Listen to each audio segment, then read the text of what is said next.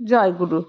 পরম প্রেমময় পরম দয়ালের চরণে শত সহস্র কোটি আভূমি প্রণাম জানাই।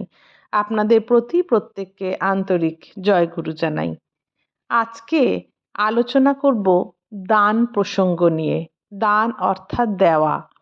জীবনে আমাদের কিভাবে দান করতে হয়, কোথা থেকে শুরু হয় আমাদের এই দান, এই নিয়েই শুরু করব আজকের আলোচনা। এবং দানের মহিমা কি, এই সমস্ত কিছু নিয়েই আজকের দান প্রসঙ্গ নিয়ে দুটো চারটি কথা বলবো। পিতামাতার প্রতি অকৃত্রিম অবিচলিত নিষ্ঠাপ্রাণ সেবার ভেতর দিয়ে জীবন বর্ধনার প্রথম দ্বার উন্মুক্ত হয়।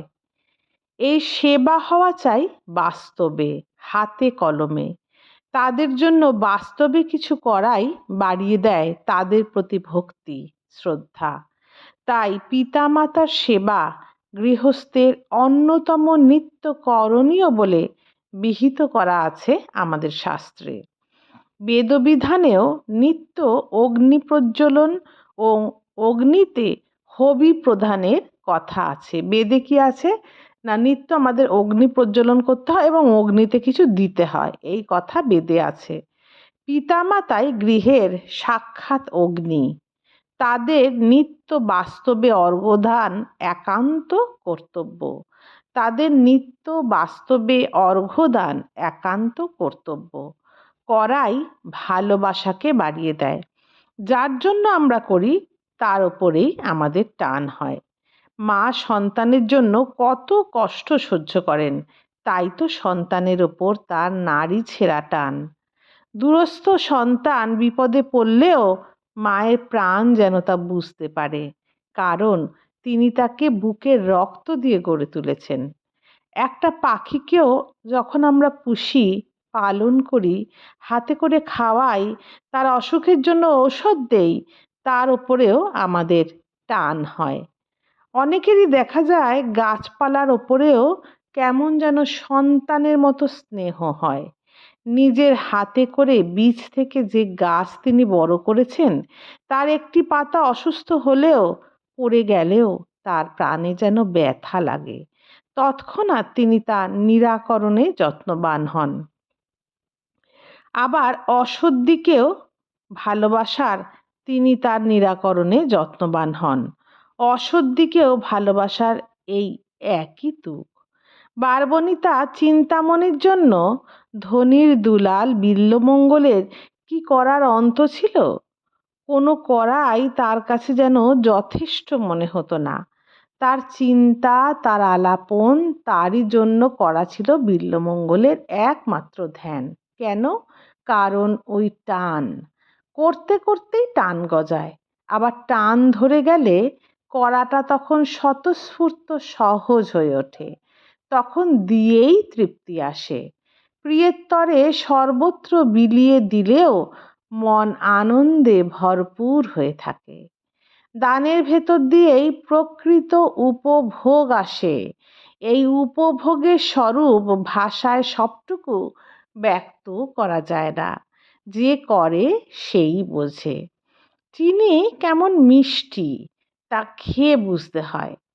এই দান ধর্মের উচ্ছল প্রশংসা আছে মহাভারতের অনুশাসন প্রসঙ্গে। শ্রেয়ার্থে দান মানুষকে কতখানি মহিমাময় ও প্রাণবন্ত করে তোলে, তার বহু অধ্যায় ধরে এখানে বিবৃত হয়েছে। মহাভারতেও শ্রেয়ার্থে, ভালোর জন্য কিছু দান করলে সেই দান যে কতখানি মহিমাময় এবং প্রাণবন্ত হয়ে ওঠে, সেই সমস্ত কথা মহাভারতে বহু অধ্যায়ে আলোচনা আছে।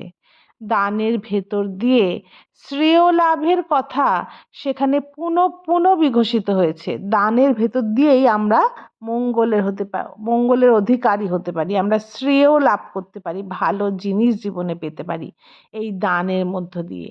এই কথা বারে বারে ওখানে মহাভারতে বিঘোষিত হয়েছে। মহাভারতে এ কথা বারে বারেই ঘোষণা করা হয়েছে যে দানের ভেতর দিয়েই আমরা শ্রেয় লাভ করতে পারি। এই দানযজ্ঞের প্রথম হাতেখড়ি হয় পিতা মাতাকে অর্ঘ্য দানের ভেতর দিয়েই প্রথম আমরা কিভাবে দান করি না পিতামাতাকে যেই অর্ঘ্য দেই সেই পিতামাতাকে অর্ঘ্য দানের মধ্যে দিয়েই প্রথম দানের ও হাতেখড়ি হয়। তাদের দেওয়ার অভ্যাস আরো বৃহত্তর পারিপার্শ্বিকে কল্যাণার্থে দানের চেতনা উচ্ছল করে তোলে। তাদের পিতামাতাকে দেওয়ার এই অভ্যাস থেকে আরো বৃহত্তর পারিপার্শ্বিকের কল্যাণার্থে আমরা দান করতে শিখি। তাহলে প্রথম দান হওয়া উচিত পিতামাতার প্রতি। পিতামাতাকে অর্ঘ্য দানই মানুষের জীবনের প্রথম দান এবং তাদের দেওয়ার এই অভ্যাস আরো বৃহত্তর পারিপার্শ্বিকের কল্যাণার্থে দানের চেতনা উচ্ছল করে তোলে। ধর্মবোধ এইভাবেই মহীয়ান হয়ে উঠেছিলেন। উপনিষদের বাণী দান করতে হবে শ্রদ্ধার সাথে, সম্মানপূর্বক এবং সম্বিত সহকারে। উপনিষদে কি বলেছে যে দান করতে হবে শ্রদ্ধার সঙ্গে, সম্মানপূর্বক এবং সম্বিত সহকারে। এমনতর দানই মানুষকে মহতী চেতনার পথে নিয়ে যায়। এমনতর দানই মানুষকে মহতী চেতনার পথে নিয়ে যায়। দান মানে লোক কল্যাণার্থে সেবা দান বুঝতে হবে। যেই দান লোক কল্যাণে নিয়োজিত হয় সেটাই হচ্ছে প্রকৃত দান। দান মানে লোক কল্যাণার্থে সেবা দান বুঝতে হবে। এই সবগুলি শ্রেয় জীবন লাভের উপায়। গৃহদেবতারূপী পিতা মাতাকে নিত্য বাস্তব অর্ঘ্যদানের ভেতর দিয়ে যে বীজ উক্ত হয়েছিল ক্রমে ক্রমে তা ছড়িয়ে পড়ে বৃহত্তর সমাজে। এই যে পিতামাতাকে দিয়ে দানের যে সূচনা হয়েছিল, যে প্রথম হাতেখড়ি হয়েছিল দানের পিতামাতাকে অর্ঘ্যদানের ভেতর দিয়ে, সেই বীজই উক্ত হয়ে সেই বীজই আস্তে আস্তে বড় হয়ে ক্রমে তা ছড়িয়ে পড়ে বৃহত্তর পরিবেশে। মানুষের জীবন তো শুধু চার দেওয়ালে বেষ্টিত ঘরের মধ্যেই আবদ্ধ নয়, সে সামাজিক জীব। সমাজ নিয়েই তাকে চলতে হয়। সে বহুর মধ্যে একজন। এই দুনিয়ায় এককভাবে কেউই বাঁচতে পারে না। তাই বহুর সুখ দুঃখের সাথে তার সুখ দুঃখ জড়িত। সমাজ ও পরিবেশের অভাব অসুবিধা তাকেও ভোগ করতে হয়। সেই জন্য সকলের সাথে রাখতে হয় তার ভাবের আদান প্রদান, কর্মের আদান প্রদান। এই দান প্রতিগ্রহের নিত্য অনুষ্ঠানে মানুষ সঙ্গবদ্ধ হয়ে ওঠে। প্রত্যেকের সাথে প্রত্যেকের যোগ নিবিড় হয়, একে অন্যকে বোধ করতে পারে।